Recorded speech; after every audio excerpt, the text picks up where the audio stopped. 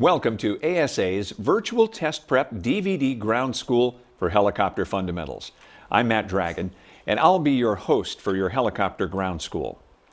Congratulations, by the way, on your decision to become a helicopter pilot. You'll be joining a special group of people who have committed the time and energy to accomplish this admirable feat. There isn't an aircraft around that requires more skill and is more exciting than the helicopter. Now, your flight instructor for this course is Gary Euland.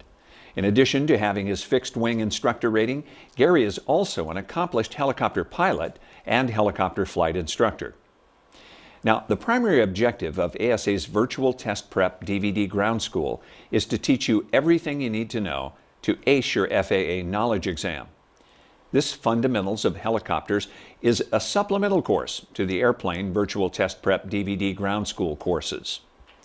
Now, you should complete both the airplane and this helicopter course to prepare for private pilot, instrument pilot, commercial pilot, or authorized flight instructor FAA knowledge exams. You can begin by watching the airplane lesson, then continue by watching the corresponding lesson in this helicopter course. Gary will cover all the material you need to know to answer any of the helicopter questions. The video portion of this course will take about 2 hours. Now, after watching this lesson, you should proceed to the ASA Test Prep Book or Prepware software to answer all the questions tagged ALL and RTC. At the conclusion of this course, use the activation code provided with this DVD to take some practice exams on www.prepware.com. ASA can provide your endorsement to take the FAA knowledge exam through this website. Following this program, you can be confident you'll get an excellent score on your FAA knowledge exam. Now, we'll cover the following topics in this course: basic aerodynamics, helicopter systems, flight controls, aerodynamics unique to helicopters, performance, weight and balance, maneuvers, hazards, and regulations. Now, at the beginning of each lesson, Gary will give you a brief outline of the topics we're going to cover. Use these outlines as your own personal pre-flight. At the end of each lesson, go back through the outline and use it like a checklist. Ask yourself if you understand everything thoroughly.